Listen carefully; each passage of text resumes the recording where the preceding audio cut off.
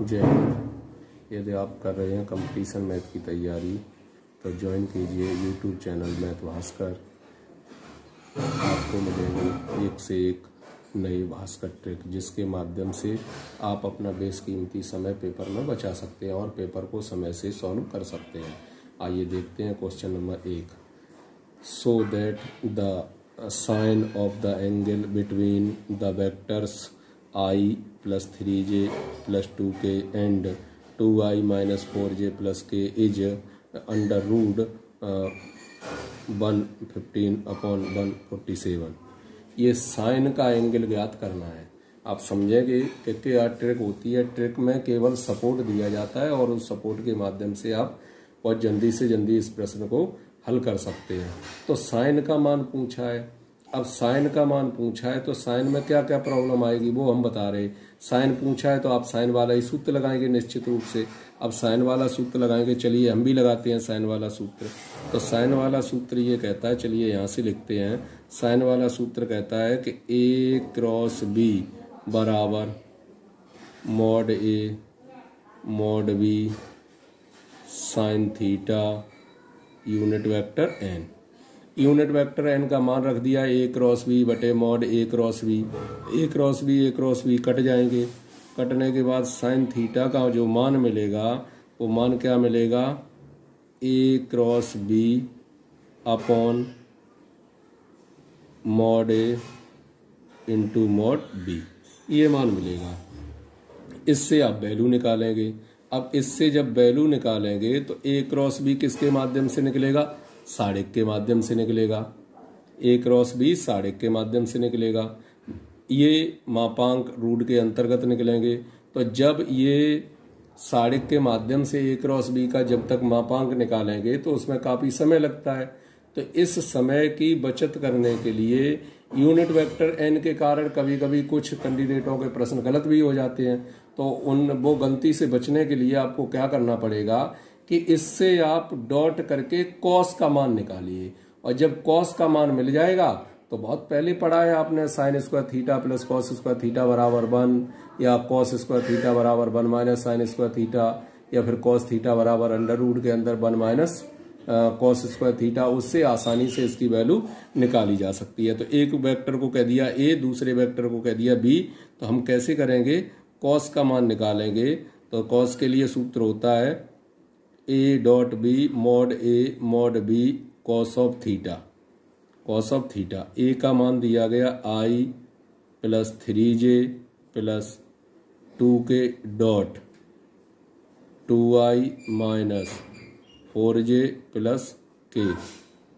Mod के अंदर ए का जब मापांक निकालेंगे तो 194, बी का जब मापांक निकालेंगे 416 प्लस 1, और क्या आएगा cos of theta. Cos of theta इनका डॉट प्रोडक्ट है, आई का गुणा जे का गुणा के का गुणा। तो कितना हो गया 2 माइनस 12 और plus 2 equal to under root के अंदर 14 रूट के अंदर 21 cos of theta. Cos theta का मान जो आया वो कॉस थीटा का मान आया माइनस के 8 अपॉन रूट के अंदर 14 गुणित 21, ये आ गया। अब ये आ गया कॉस का मान आ गया। जब पूछा किसका है, साइन का एंगल पूछा है। तो साइन का एंगल यहीं से क्लियर कर लीजिए कि साइन थीटा बराबर root 1 minus cos square theta. तो 64 बटे में रूट खत्म हो जाएगा, 14 गुणित 21, ये कट जाएंगे 2 से ये 32 बार कट गए, ये 7 बार कट गए, 7 बार कट गए। अगली बार जब लघुत्तम लेंगे तो लघुत्तम कितना आएगा, 147 में से 32 घटेंगे तो 115 आंसर आ गया।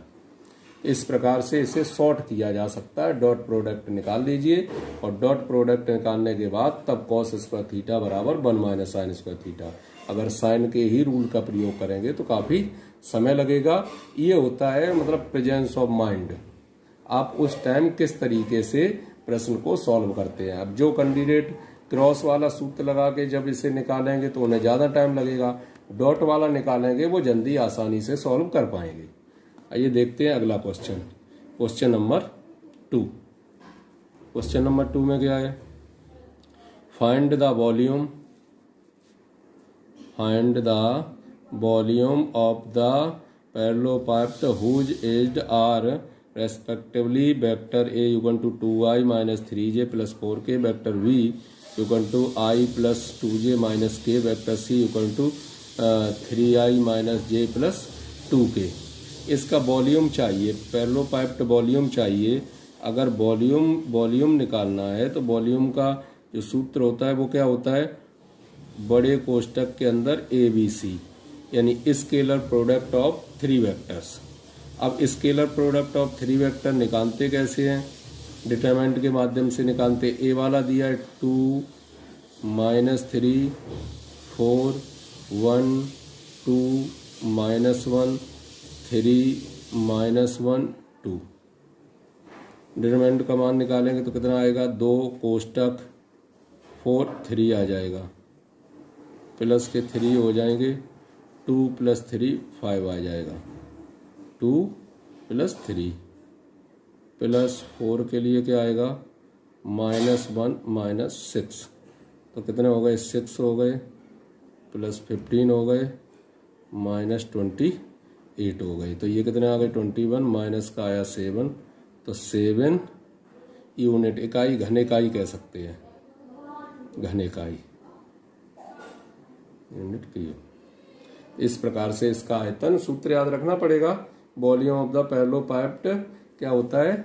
स्केलर प्रोडक्ट, मतलब 3 प्रोडक्ट, तीनों 3 वेक्टरों का आपस में गुणा बड़े कोष्टक के अंदर 3ABC। Question number 3। Question number 3 देखिए, वेक्टर A बराबर वेक्टर B और vector C find A cross B cross C। तो इसका निकालने का सिद्धांत क्या है? A cross B cross C का। तो A cross B cross C का मान निकालने के लिए अगर A cross B cross C का एक तो ये है कि पहले B क्रॉस C साड़िक के माध्यम से निकालिए, और जो B क्रॉस C प्राप्त होगा उसका फिर A के साथ क्रॉस कीजिए। और दूसरा A cross B cross C का सूत्र क्या होता है? सूत्र बोल दीजिए। तो सूत्र क्या होता है? बाहर बाहर का डॉट B बाहर माइनस फिर A डॉट B और C बाहर, ये होता है। तो A और C का तो डॉट होगा, ऐसे ही डॉट करेंगे, A और C का डॉट होगा तो कितना आएगा? -2 +1 और प्लस 12, और B का मान आपको दिया ही गया है I minus 2J plus K, minus A dot B का मान कितना होगा? 2 -2 -3, और C का मान दिया गया -I प्लस J माइनस के 4K। तो यहाँ से कितना बचेगा? 11 बचा। तो कितना आ गया? 11I minus 22J plus 11K। यहाँ से कितना बचेगा? 2 कट जाएंगे, प्लस के 3 हो जाएंगे, तो माइनस के 3I प्लस के 3J और माइनस के 12K। इन्हें सॉल्व कर लीजिए, कितना बचा? 8I बचा, और माइनस के 19J और माइनस का K। यही इसका आंसर हो गया। तो इस प्रकार से A cross B cross C का सूत्र खोल के उनका आपस में डॉट निकाल के, और जब क्रॉस से क्रॉस निकालेंगे एक बार तो साड़िक के द्वारा निकलेगा, फिर क्रॉस का फिर क्रॉस निकालना है तो फिर से साड़िक का रूल लगाना पड़ेगा, तो उसमें टाइम लग जाएगा। इस वजह से इस प्रश्न को इस प्रकार से आपको सॉल्व करना है। यहाँ दिया क्या? Find a set of vectors reciprocal to the set. इन सेटों के सभी के व्युत्क्रम ज्ञात करने हैं।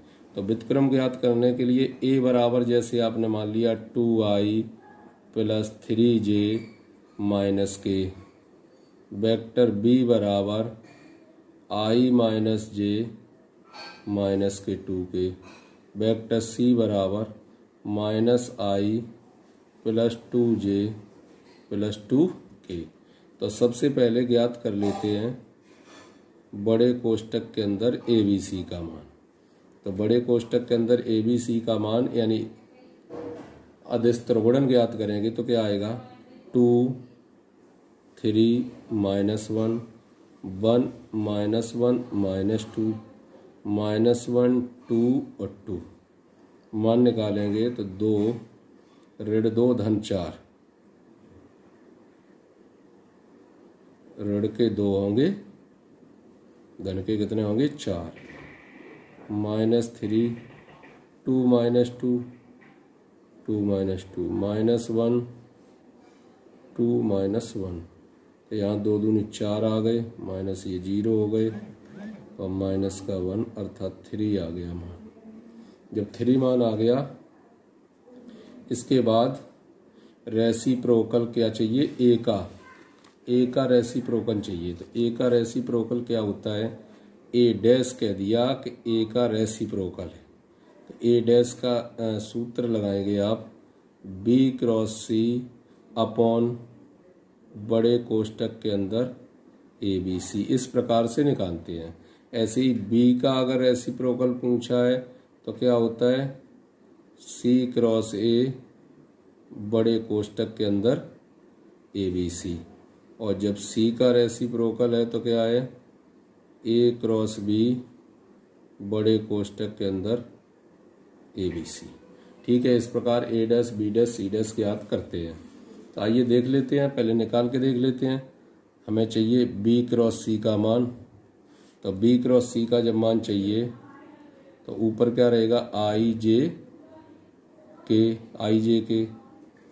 अब ए बराबर बी क्रॉस सी, बी का मान क्या 1 -1 -2 -1 2 और 2 आई -2 + 4 यानी 2 आ गए प्लस के माइनस जे 2 -2 0 हो गए प्लस के 2 -1 1 हो गए।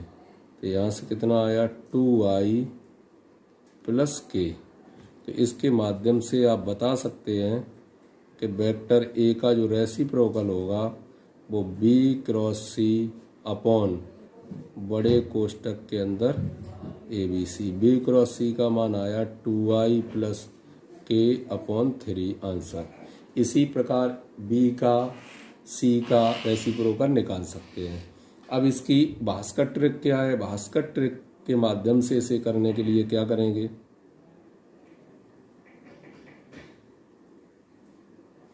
भास्कर ट्रिक।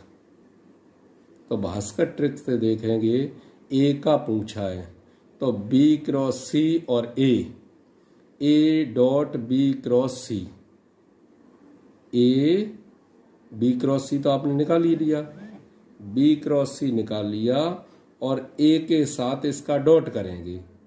तो ए के साथ डॉट करेंगे बी क्रॉस सी और ए के साथ डॉट करेंगे यानी बी क्रॉस सी का मान ये आया और इसका ए के साथ डॉट करके देखिए, मतलब ए डॉट बी क्रॉस सी। ए का मान कितना है 2i + 3j - k डॉट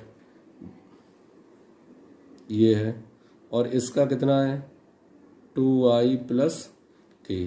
तो कितना आ गया 4 - 1 3 आ गया। 3 वाला 3 से मैच कर गया, यूनिट बन गया, इसका मतलब ये इसका सही आंसर है। इस तरीके से आप भास्कर ट्रिक के माध्यम से भी इसे आसानी से सॉल्व कर सकते हैं।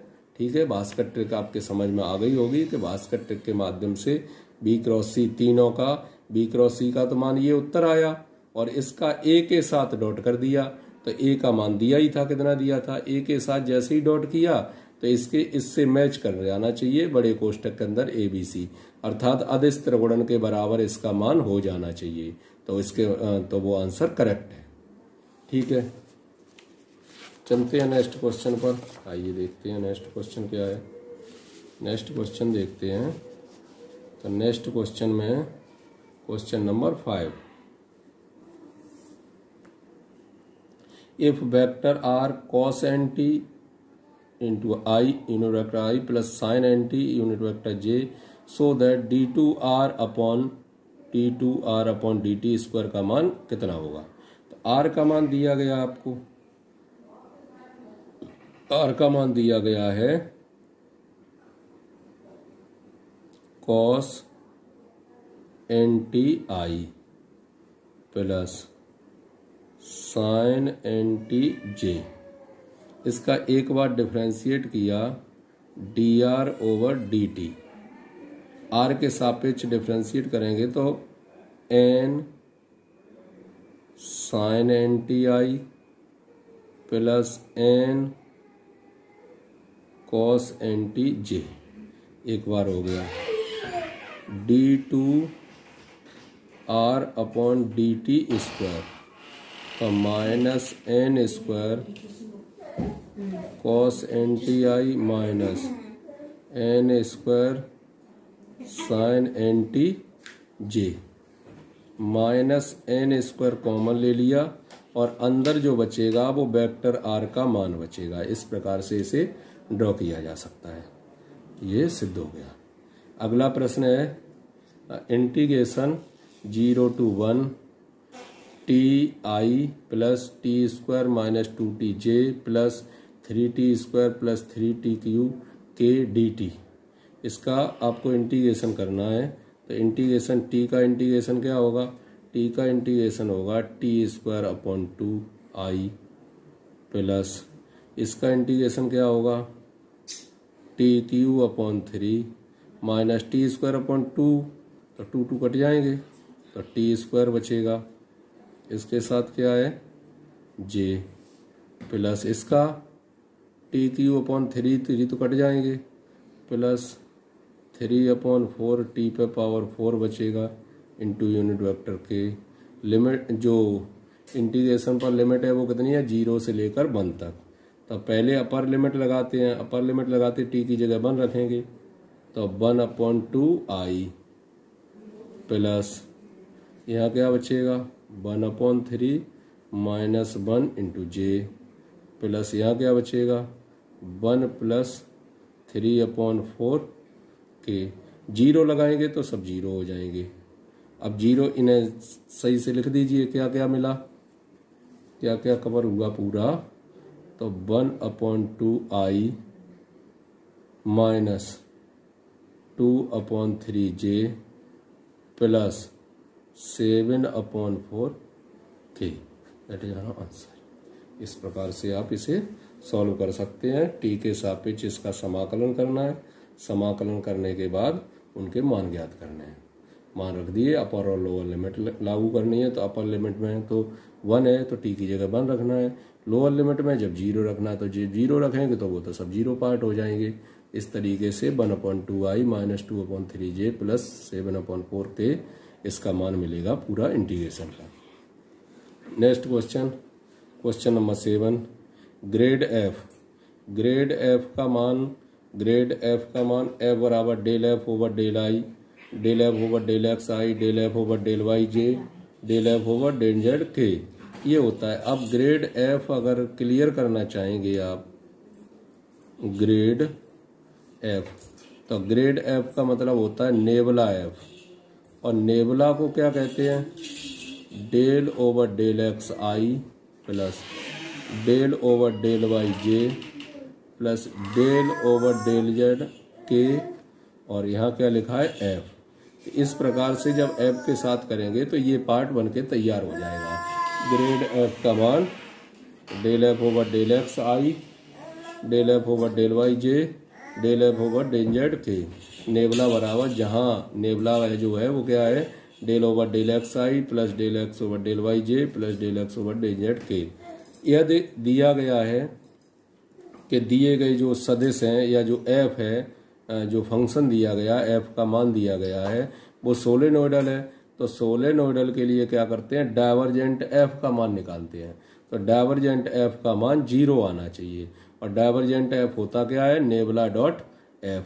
तो नेबुला डॉट एफ, अब नेबुला को तो जानते हैं। नेबुला क्या है? Del over del x I plus del over del Y J plus del over del Z K और डॉट क्या? एफ। अब एफ का मान दिया तो आई का गुणा जे का के का गुणा होगा। और ये सब वैल्यू कितनी आनी चाहिए? 0। तो वो कैसा होगा? सोलेनोइडल होगा। इन रोटेशनल वेक्टर क्या होता है? यदि कर्ल एफ का मान निकालें तो 0 आना चाहिए। कर्ल बराबर क्या है, नेबुला क्रॉस एफ। अब नेबुला का मतलब क्या है, del over del x I plus del over del Y J plus del over del Z K. तो पहले क्रॉस कैसे निकाला जाता है, आई जे के, इसके बाद del over del x, del over del y, del over del z, f x, f y, f z, इस तरीके से इनके वैल्यू निकालते हैं। तो यदि कर्ल बराबर 0 आ गया तो इसका मतलब इर्रोटेशनल वेक्टर होगा। अब अगर सभी पीछे बैक में भी उन पार्टों को याद किया जाए तो उनमें क्या क्या था, यदि दिए गए सदिश परस्पर लंबवत हैं, अगर लंबवत हैं तो कंडीशन क्या निकालते हैं, लंबवत के लिए कंडीशन निकालते हैं कि ए डॉट बी का मान कितना आना चाहिए, 0 आना चाहिए।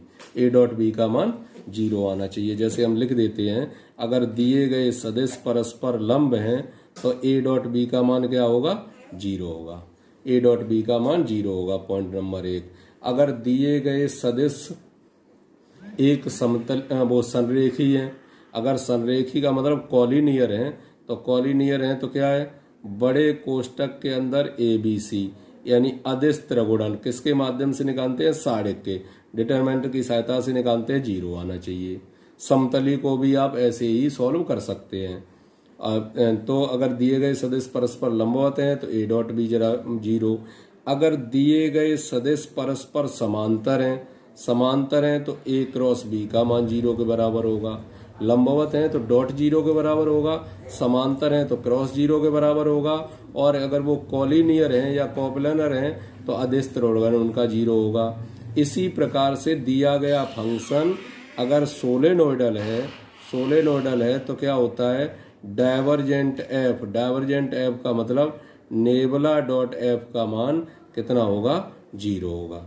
और अगर दिए गए सदिश परस्पर इर्रोटेशनल वेक्टर हैं, जब इर्रोटेशनल वेक्टर हैं तो इसका मतलब कर्ल एफ क्या होता है, नेबुला क्रॉस एफ का मान 0 के बराबर होगा। तो ये कंडीशन है आपको कन्फर्म रहनी चाहिए। ऐसे ही दिए गए इकाई सदिश अगर परस्पर लंबवत हैं, जब लंबवत हैं तो आई डॉट आई बराबर 1 होगा, ऐसे ही जे डॉट जे बराबर 1 होगा, ऐसे ही के डॉट के बराबर 1 होगा। तो ये दिए गए इकाई सदिश परस्पर लंबवत हैं तो इस तरीके से होगा।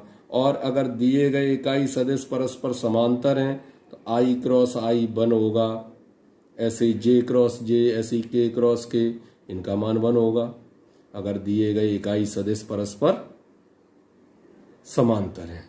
तो इस प्रकार से आप इन प्रश्नों को सॉल्व कर सकते हैं। ये ग्रेजुएशन लेवल का है, जहाँ ग्रेड एफ निकालना है या डाइवर्जेंट एफ निकालना है या फिर कर्ल एफ निकालना है।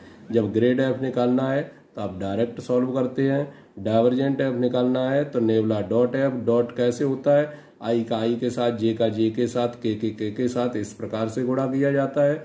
और यदि आपको कर्ल निकालना है तो नेबुला क्रॉस एफ, तो क्रॉस कैसे निकालते हैं, डिटरमिनेंट ऊपर आई जे के, फिर उसके बाद पहले के, उसके बाद दूसरे के, जो भी कोफिशिएंट दिए गए उनके माध्यम से उन्हें सॉल्व करते हैं। वेक्टर आर का मान x I plus Y J plus Z के होता है। इस प्रकार से इन्हें, ये बहुत ही इंपॉर्टेंट टॉपिक हैं जिन्हें आप भली बात तैयार कर लीजिए, ये किसी भी कंपटीशन की परीक्षा में आ सकते हैं। मिलते हैं आपसे फिर से नेक्स्ट ट्रिक के साथ, तब तक के लिए जय हिंद।